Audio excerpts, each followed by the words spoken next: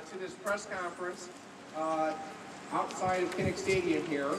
I am Rob Hogg. I'm a state senator from Cedar Rapids, and I am here today with some help to propose that the state invest in new solar power, a major expansion of solar power at the University of Iowa.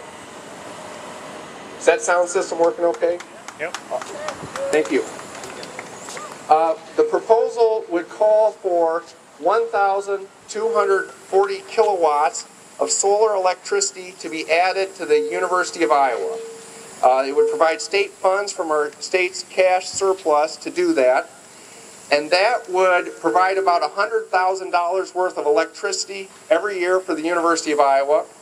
It would cut carbon emissions by 1,500 tons from coal-fired electricity, and would require 20 workers working at least 6 to 8 weeks to build the facility.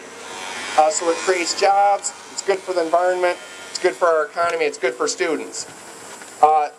Notably, and one of the sheets I've had to pass out today, this would vault Iowa into the top 25 of colleges and universities nationally in terms of solar power, and that's where we want Iowa to be. We want Iowa to be in the top 25. So let's turn solar power into Hawkeye power. Let's go solar, let's go Hawks, and let's get this done. With that, I am joined today by two students.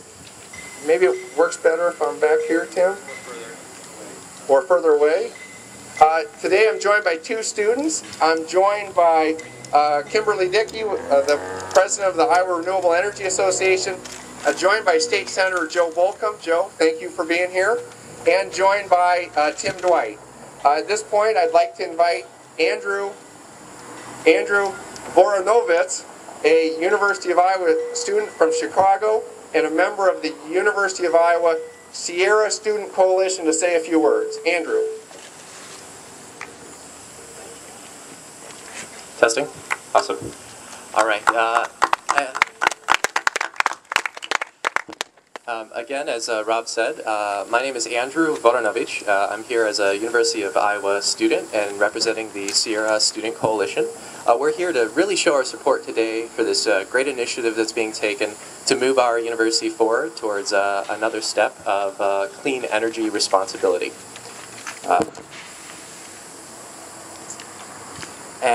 I just wanted to quickly say that here at the Sierra Student Coalition, we believe that solar power will create jobs and protect our wildlife and move us one step closer to those sustainable sources for us and our planet. And I believe it's a necessary change we must make to move beyond unsustainable sources of energy and usher in a new generation of clean energy responsibility. Thank you so much. Thank you, Andrew. Next, I'd like to introduce Allison Kindig. Allison is a University of Iowa sophomore. You're a sophomore? A sophomore from Cedar Rapids. Hello, thank you, Rob. As he said, my name is Allison Kindig. I'm studying engineering here at the college. And the National Academy of Engineering has put forth 14 grand challenges that it likes to see this generation put forth effort to solve. And one of those is making solar energy economical. And I think with anything that this university does, we're always up for a great challenge. And as students at the engineering college, we are currently working to develop solar energy for international rural villages. So it only makes sense that we also put in that same effort and determination to put forth solar energy here on our campus at Iowa. So we look forward to what we have to come in the years, and very excited for this movement.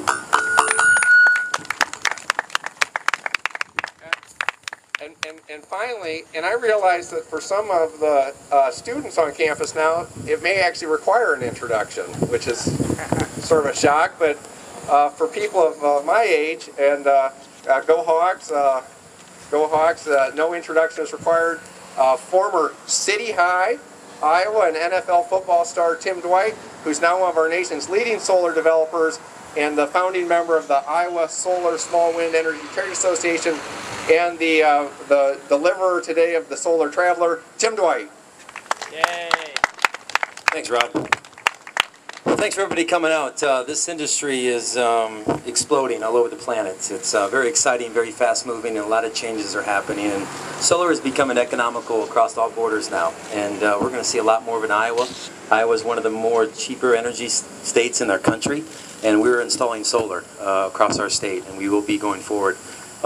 Just to give you an idea of some growth, last year the United States installed 1.8 gigawatts of solar power in 1 year.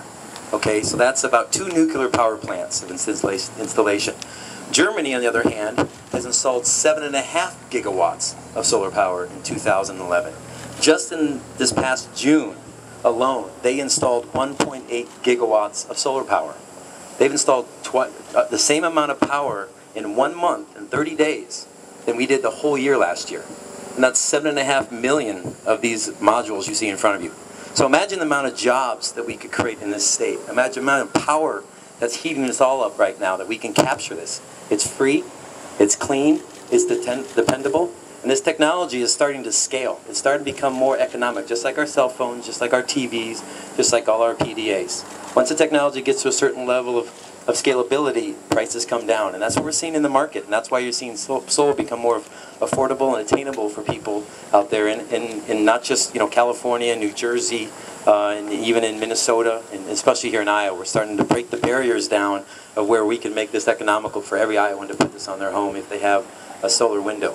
So yeah, it's a great industry. It's amazing. It's going to be this industry and this technology has been powering our way of life for the last 50 to 60 years. A lot of people understand that the way solar has been really kind of kept its momentum is through our space programs. I mean, all of the satellites that have been put up into space in the 50s and 60s and going forward have all been powered by solar power. So the technology is real, it works, and there's a lot of upside to this. We're seeing efficiency levels now finally around 16, 17, 18%. Whereas your young generations in engineering start to push those efficiencies higher, that means we're going to grab more power. So it's not really necessarily about the technology, it's just more about the financeability of it and the bankability of it. And we're seeing in the market today with the growth of China and India, they are scaling this at an incredibly fast rate. So in the next 2 to 3 years, we're not going to need incentives. We're not going to need these important policies in place because this technology would be affordable for everybody. So I think it's exciting what University of Iowa is thinking about doing. I played in this stadium, and I want to power this stadium. And with the goals that we have in mind, 1.2 megawatts of solar power, it's attainable. And like I said, as we install this, this is going to be a revenue generator for the university to supply scholarships for students.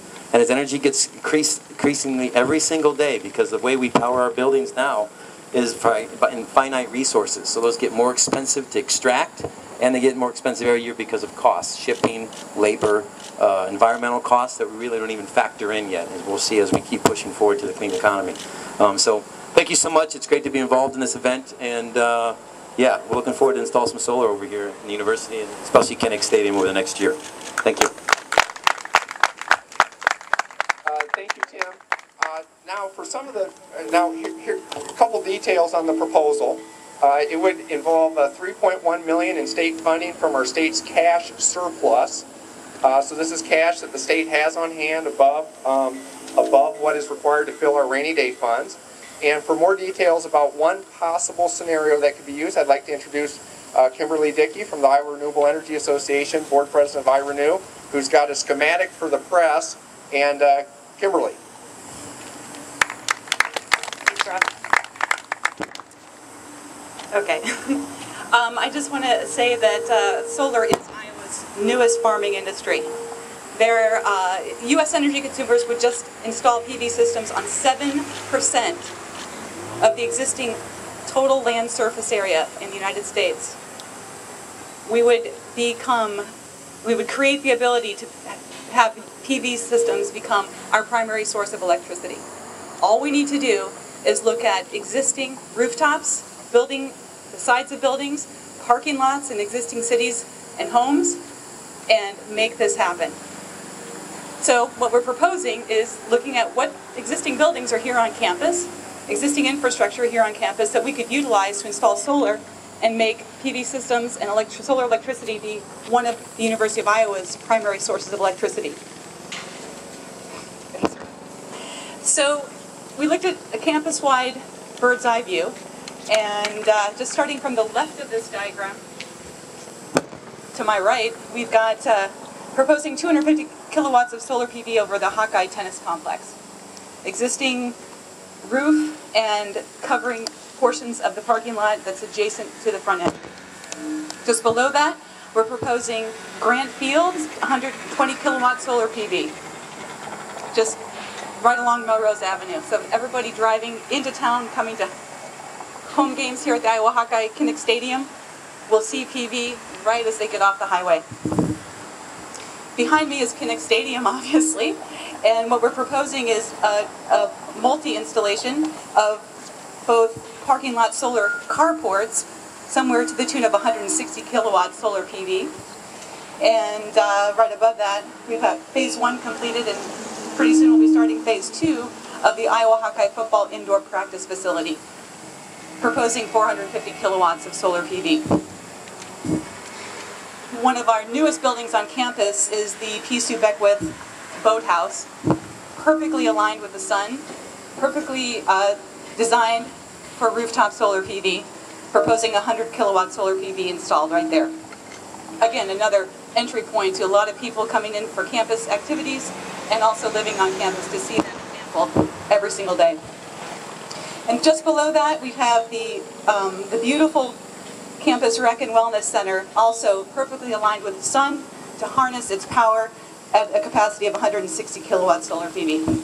And below this diagram, in sort of a scoreboard font, if you will, what we did was look at proposing this for a 2013 goal, install, as Rob said, 1.2 kilowatts of solar electric power.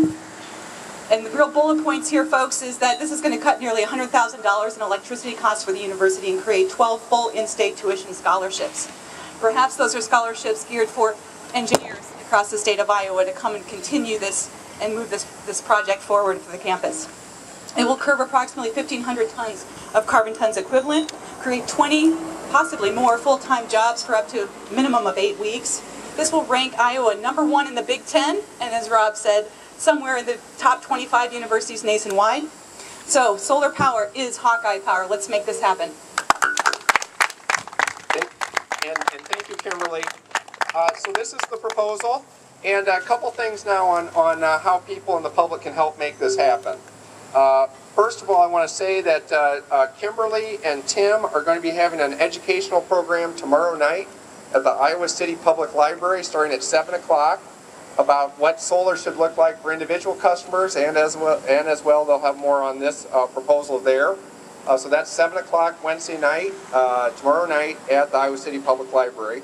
Second, I do want to mention that we've handed out a little flyer about Iowa Renewable Energy Jobs 2020, which is an initiative of more than 30 businesses and organizations in the state to try to create 20,000 clean energy jobs in Iowa and save Iowans over $1 billion a year in energy costs by 2020. This is a small part of that effort.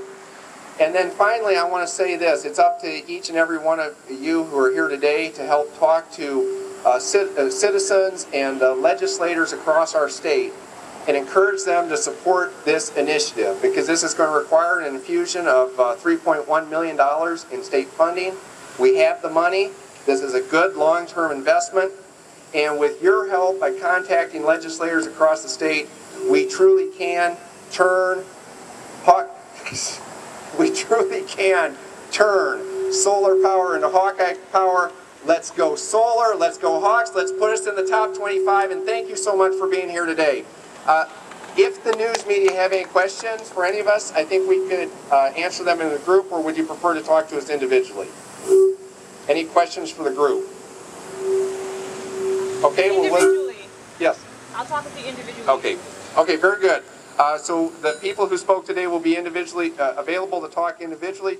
Please come up and look at the drawing, and thank you all so much for being here.